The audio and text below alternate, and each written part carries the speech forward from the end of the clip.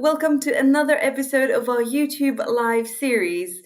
Today we're joined by Echo. Hi, Echo. Hello everyone, I'm Echo. Nice meeting you here. Thank you so much for joining me today, Echo, to talk about reinforcement in the online classroom, which is the topic of the month. It's something that we've been talking about on our social media, on our Instagram lives and posts, and now on this YouTube live. So thanks very much for making time for this. And thank you for having me here.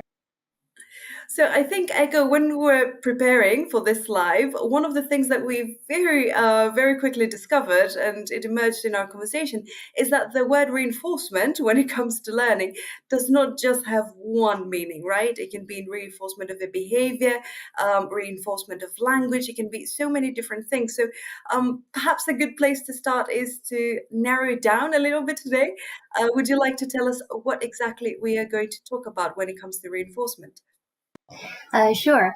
So today we're mainly going to talk about reinforcement when it comes to language, right? So we will talk about something like repetition of language items, chunks, reinforcement of meaning, form, and pronunciation.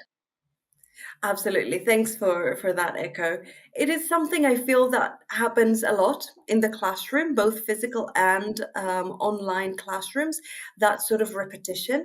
But I think today we're going to talk about conscious techniques and very deliberate decisions that we can make in the classroom to make sure that repetition of language makes it, to use a very non-academic term, stick. It makes it stick in students' minds. Yeah. So we are talking about repetition of language, but it all comes down to whether students are remembering something, right? So let's dive into how memory works a little bit. I think that's a very important element that came up during our research. Mm-hmm. Yeah, so here I would like to talk about the three stages of how memory works, right? So the first one is basically encoding. So this is when something is transferred, through sensory input, to your brain. For example, someone give you a picture of apple and tells you this is an apple, right? And then so it gets transferred, to your brain, and then and it's very interesting that when we are making sense of something that we just received, we actually link it to our past knowledge, which is also called like schema. And then this is the first stage. So once we take that information to our brain, and then we will try to move to the second stage, which is storage. This is when we keep it to our brain, either temporarily or long term. And finally, through lots of consistent practice or use, and finally we will be able to take it out of our memory, which is retrieval. Thanks so much for explaining these cognitive processes, Echo, so clearly and so nicely. It's so great to hear these so well put, because it is a complex process, and as you're describing them, I'm picturing a factory belt where, like you're saying, that first stage, it's activating the schemata, so making sure we're associating the language with our prior knowledge, whether that is a picture, which we're going to talk about in a minute, or whether that is a specific experience, or whether that's a lexical item in our own language. And that then transfers it to the longer memory, the more we see it. I believe it's Thornbury who says we need to see a lexical item for at least 7 times before we can actually say that we can learn it. I'm saying learn because, the term learn has a lot of variations, a lot of different definitions. And then it goes, like you're saying, to the storage, the long storage, and we can sort of access it from there and hopefully use it in the future and manipulate it however we like. And that is the dream, of course. That's the ground vision of learning. It's hard, Matina. Isn't it? It is. Yes. I think everybody, language learners and teachers alike, we know that it's not quite as straightforward, and it's definitely not quite as linear, but there are some good techniques and practices to follow to help us utilize these cognitive processes to our benefit and to our students' benefit to aid language learning. So shall we talk a little bit about what good practices do you like to use in the classroom? Yes, definitely. So I have been teaching lots of students, especially Chinese learners, for a very, very long time. And then, so most of them are actually beginners. So the challenges for them is most of them start to learn a different language, like alphabetic based, like English, after, they turn 30 or even 40. So something very new to them, because let's be honest, like English and Chinese are completely different. So then they definitely a lot of things are very new to them, and it's a very steep learning curve for them. So I think what really helped them to kind of like retain the things that they've learned. The first thing important is to give them a comprehensible input. So what I usually like to do is instead of cramming everything, at the understanding or language input stage, so we can break it down to several stages. So we can do a bit of input and then immediately throw them to an interesting practice. For example, some matching activities and sorting activities, so where they can immediately use the language.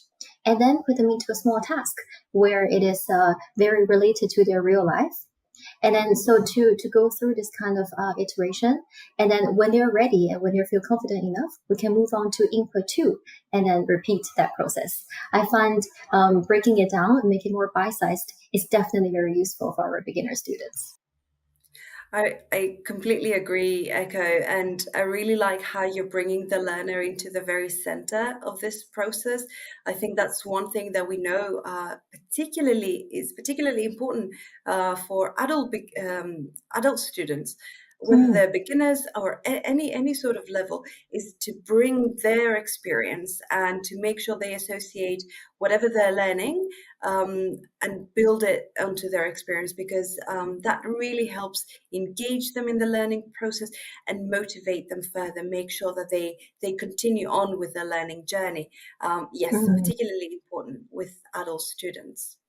Are mm. you finding any specific areas? You mentioned that you mainly teach Chinese students. Are you finding Yeah. any specific areas that need more reinforcement than others? Uh, well, I would say like mostly in pronunciation, because I think so Chinese is more syllable timed, so we pronounce every single word and every single syllable, whereas English is more stress timed. So I think to get students to notice that is a really big first step. And also because all the Chinese words end with a vowel, so that's why you can see that when they're speaking English. For example, the word colleague, they feel like I don't feel safe enough. I have to add a vowel at the end. They will say colleague, you know.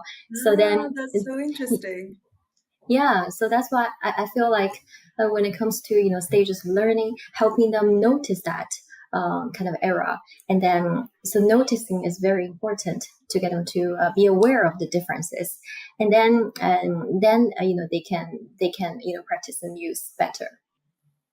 Absolutely. Noticing is the first step to learning, right? Otherwise, Mm, that kind of implicit learning is not as easy, but explicitly sort of yes. highlighting that point, and then seeing how you can correct it by using different strategies in the classroom, then that Mm, makes it the more easier, all the mm, easier, yes, for them. What I wanted to also say, Ego, is that you mentioned something really really interesting earlier, is the fact that you don't need to be associating language just with other language or experience, but it can also be with images, right? Do you want to tell us a mm. little bit about that? Yes. So I remember this graphic facilitation, created by Emily Bryson, and so I think that really inspired me because she talks about how she can relate reality using visuals, using diagrams, and link them vividly, to the language items, so that learning language is a very engaging process. I find it very very useful for Chinese learners as well, because I noticed that for Chinese students, their traditional classroom setting is like I will write on the word and I will associate with the Chinese meaning, right? And then Mhm. so that's why they feel like they can never leave Chinese. So to take that Chinese out of, throw this out the window and So, but then directly link the word, to the images is very, very useful.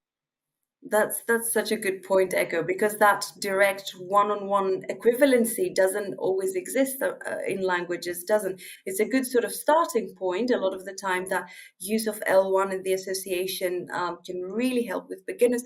But then at some point, like you're saying, they have to depart from that point and Yes.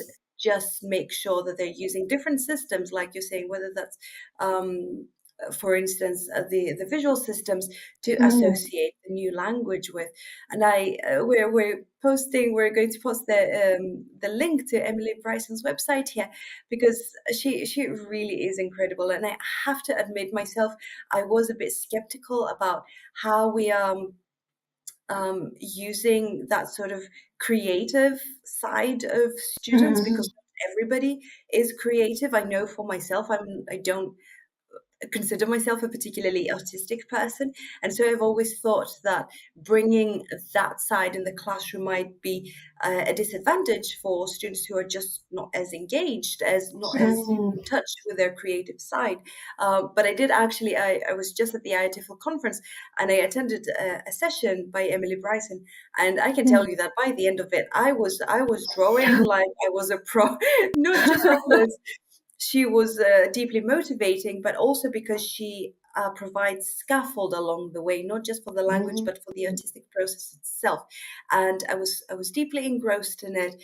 And we're using very basic shapes that everybody can access Ah. to draw something, and then put it into bring the language in it and write language around it, and sort of make associations, like you're saying, with our prior knowledge, Mm. and then work into groups to build that knowledge. And yeah, so I thought it was so interesting how you tap into people's skills, Mm. whether they're strengths or not, it doesn't matter, Yeah. because it is all coming together in a way. So I thought that was exceptional. Oh, could I share something? Because that reminds me of so when I'm teaching students about like storytelling, and then I remember there's a huge block of text in front of it, some A2 students, so it was very daunting for them, and because it was something to do with Greek mythology, and so it was very difficult. But then I got a student to actually take the names out of the equation and just focus on the plot and draw like very single pieces of like a person and doing something, and afterwards I get them to hide the block of text and just focus on images and to retell the story using their own words. And I found that process that really, really engaged and motivate them. Finally, they were like so immersed into this, I couldn't get them to stop. Yeah, so I would definitely That's try this. amazing. Yeah. I'm definitely going to try it in my next lesson. Yes. We've mentioned a lot of good techniques and practices, and thanks for sharing that, Echo. Mm. Shall we move over to the other side then of the Yes. pitfalls that we've fallen in Yes, from our definitely. experience? I'm sure we Definitely, have a yeah. lot, and would be very interested in hearing your good practices, viewers, and also the pitfalls that you've fallen into and that you're now avoiding as we are talking. Yeah. So, would you like to start, Echo? What sort of pitfalls are you finding yourselves avoiding as Yeah. much as possible? Okay. So I think I remember when I was a really brand new teacher, I was always afraid of not giving students enough. So I will end up like in the input stage, I will give them like lots of words and they say, oh, I would like to introduce you more because this will be really useful for you. And finally, I remember when it comes to tasks, the students couldn't even like remember what to say because they were so overwhelmed by all the language. So that reminds me of, John Sweller's like cognitive load theory, right? So in which he mentioned, so if you put like too much in people's memory or something, it's like having a computer having too many tabs open, browsers open, and then the learners might not know like which one to access. So I definitely learned a lesson that I will be limiting my input to just 2 to 3 items so that they can actually digest to avoid the cognitive overload. That's a really good point, I think, and I think we've all done it. We've all thought, but this is also going to be useful, so let me introduce it here. And then, like you're Yeah. saying, all of the tabs that open, or I always like to think of it as a vessel, filling it with water, and then it finally overflows. And we know Yeah. that the fatigue that comes with having too many things on your plate, to try to use too many things at once, is just exhausting. And we know that mm, that is when learning either slows down or completely stops, mm, because there's just no way to focus on all of these items at the same time. yeah. I thought, yeah, that's a really good point. I think for myself, one of the things I used to do a lot, but thankfully I caught it quite early on in my career, is the fact that in order to reinforce language, I was using drilling techniques. It's one of my favorite ways to reinforce language. You can either drill the specific word and have students repeat the word. You can put it in a Mm, sentence. You can put it in a little chunk. Like, for instance, let's say it's the word table. You drill the word table, and then you say, I have, I don't know, a big table. I have a big yeah. brown table. Or perhaps you switch it then, and it can be, I have a big chair, I have a big desk. I'm talking about Mm, very big level here, but you get the idea, hopefully. And one of the things I realized that I was doing was that when a student would cast that item, that drilled item back to me, if they were pronouncing it wrong, I would mm, probably say, they're beginner level, so I'm just going to disregard it. It's okay if they're not pronouncing it yeah. right. But what was actually happening is that they were repeating the same incorrect form again and again and again and again in so many ways that I was actually helping that error fossilize. I was Mm, helping reinforce something that was wrong, and it was actually in the end counterproductive. I was introducing barriers in the process, in the learning process, rather than helping them access the right sounds. So I think that's the balance between overloading them, but also making sure that whatever they're learning mm, is correct, it's solid. yeah. It doesn't have to be perfect, but as long as it's intelligible and it's close to what Yes. we're trying to get them to produce, I think that balance is, it's hard to strike, but that's sort of the aim, I feel. Yeah. Yeah. I'm so glad you mentioned intelligibility because I feel like that's always a debate, right? So whether to correct or not correct, whether it's reinforced or not. So I think at the end of the day, so whether you will be able to be understood is the main concept, when it comes to communication. Absolutely. The whole Yeah. world uses English as a tool nowadays. Yes. It's the language that communication takes place probably the most across the world. So it is Mm, absolutely about keeping our personal elements in it, making sure we're intelligible and we can communicate. We're not talking about 100% accuracy. It does, of mm, course, depend on the purpose that you're learning for. If you're learning yeah. for an exam, then accuracy is more important. But again, I think we want to make sure that we are keeping our personalities and we're maintaining that Yeah. element of ourselves in our language learning. I think that keeps motivation up, wouldn't you say? Yes. Definitely. Echo, it has been absolutely amazing talking to you about reinforcement in the online classroom. Thank you so much for joining me today. Mm. Thank you so much for having me. I think I really enjoyed, this talk as well. And thank you, viewers, for viewing our live. Of course, you will be able to access the recording of this episode at any time in our YouTube channel under the live section. Um, do let us know how you are finding these practices that we mentioned, and also if you're finding any further pitfalls to avoid about reinforcement. Thank you so much again, and see you soon. See you. Bye.